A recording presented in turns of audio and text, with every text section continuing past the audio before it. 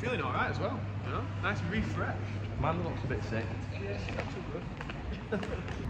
Back now from the Farmers Guardian Awards, British Farming Awards. Congratulations to Tom and everyone else that won something. I didn't. Anyway, there we go. But it was nice to be nominated anyway, to be a finalist, but didn't win. Anyway, Andrew has been doing a photo shoot with his tractor, so it is clean within an inch of its life. Look how shiny them windows are.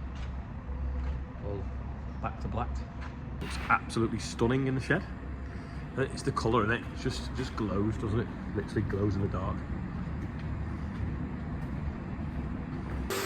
So while I've been away, Rob's been putting the Mickey Mouse piston rings in. Pistons look like they've got Mickey Mouse logo on. So they're all in now.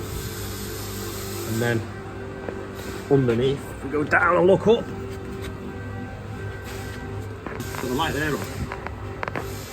Yeah. There we go. So there's all the pistons now bolted in at the bottom on the con rods. There's the oil pump in the front there. It had oversized shells because, yeah, someone's reground the crank in the past, so which we didn't realise until we bought the shells and found they didn't fit. So we had to swap the shells, but we sorted that out. So he's just been steam cleaning the sump now, ready to go back on. This is the oil pickup pipe for the sump, which I'll show you the mesh off it in a minute. There's the mesh, the oil pickup.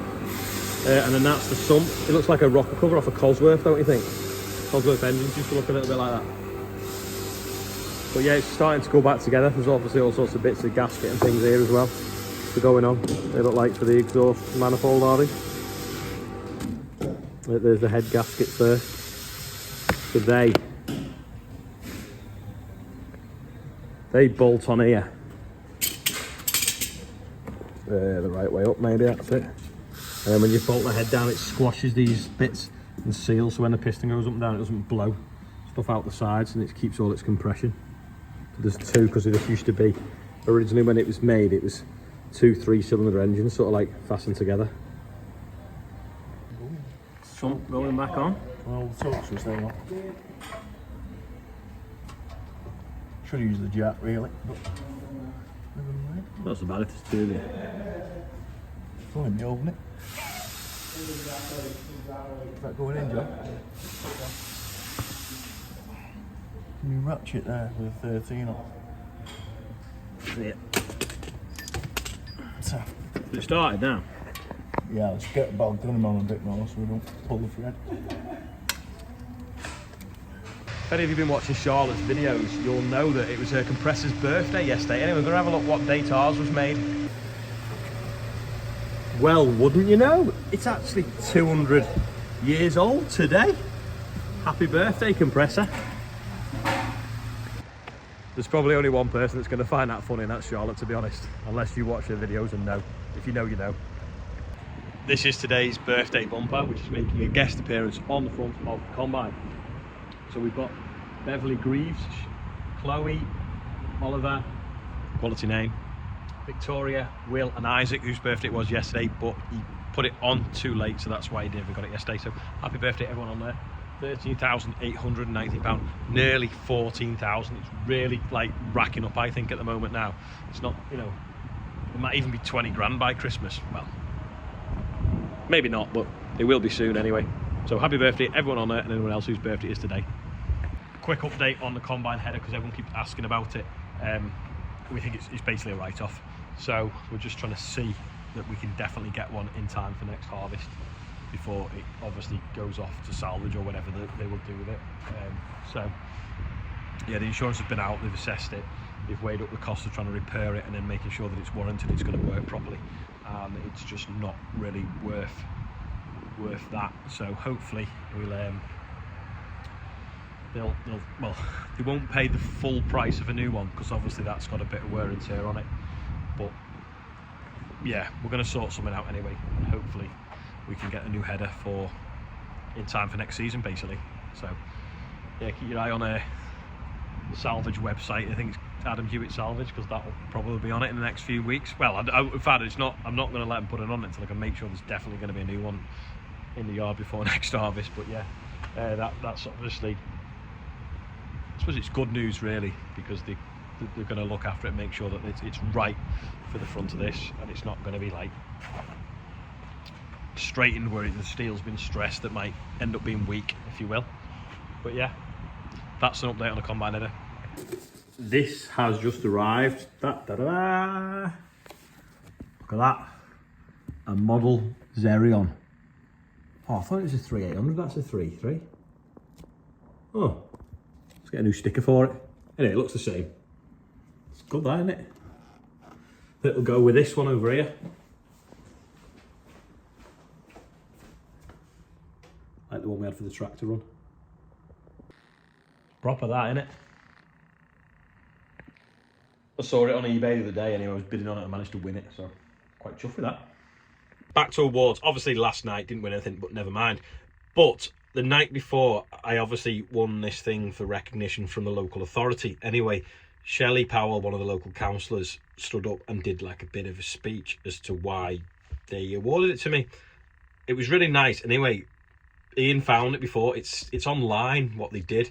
So I've left it to the end of the video because it's like nothing's moving in the video, but you can hear the words that she was saying, which were really nice, and it basically nearly made me cry. So I've left it to the end of the video. So here it is, watch it. But this is why they've awarded me this services to the borough of something or other. I forgot what it's called. What's it called? Hold on. Recognition of outstanding contribution to the borough. That's what it's called. I should remember that, shouldn't I? Anyway, here it is anyway.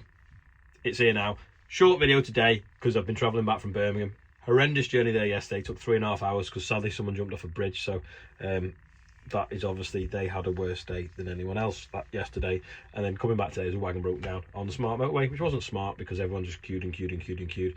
So I've lost 7 hours of my life going backwards and forwards to Birmingham in the last 24. So that is why the video today is a bit short. And also this morning, took a while for everyone to get going because we obviously all stayed over, had a late night, and had to find breakfast. So that was why Joe was looking a bit quiet today. Anyway, don't forget, Joe has a YouTube channel. Check him out, as does Tom as well. And also, who's been watching Charlotte's videos? Not my Charlotte Ashley that come with us last week to the HB thing. I've been watching them because I think they're funny, especially now she's shortening them down and the bite size. Anyway, that's enough for today. Here's the bit from the council meeting. Thanks for watching. I'll see you tomorrow. Can I invite Councillor Shelley Powell to say a few words?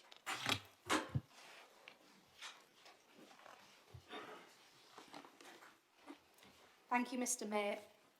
Colleagues, I'm delighted to have been given the opportunity to highlight the achievements and charity work of Ollie Harrison of Water Lane Farm, Crompton, who is here with us this evening. Water Lane is operated under the direction of Ollie, a fourth-generation farmer who has made a name for himself within the farming community, both from a regional and national perspective. In 2019, Ollie was approached by the BBC Northwest to take part in a diary of a farmer. This put Knowsley firmly on the map and showcased the challenges the farms face on a daily basis. It ran for several months and highlighted the difficulties the farmers face with planning and cropping and the effects that adverse weather can have on the harvest. Ollie was able to showcase how investment and diversification can take the business through tough times. It was a great piece of publicity and showcased a local farm bucking the trend. The business is continually investing and is seeing growth from initially just 180 acres to 1,200 acres farmed today. Not only does Ollie run a successful farm in Knowsley, he does a lot of work for charity and fundraising. A few years ago, he decided to plant sunflower seeds and created a wonderful field of sunflowers for people to visit. He donated all of the profits to local charities, and during the COVID pandemic, he planted more and created a spectacular maze to honour the NHS and their sterling work throughout that time. The sunflowers have raised around £57,000 for charity. And it didn't stop there. In 2020, Ollie organised a tractor run for Alderhay Children's Hospital, which saw an impressive procession of decorated tractors travel across the region. The event took place again in 2021 and over both years has raised in excess of £100,000. We look forward to seeing the spectacle again in December this year. More recently, the plight of Ukraine made Ollie think about what he could do to help and saw him turn his grain store into a packing and distribution hub.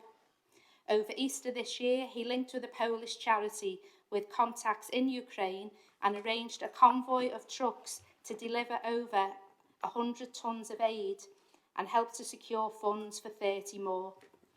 Ollie is a modern-day farmer and has created Ollie blogs to document his farming journey and fundraising activities. He uses his YouTube channel to send birthday messages to his followers and has even had the insight to use this as a way of raising funds for charity by asking for donations to get a mention. Colleagues, I don't know how Ollie finds the time to fit in so much into his life, in addition to keeping his farm running. But it gives me great pleasure to recommend to you that we formally recognise his outstanding fundraising activities. Well done, Ollie.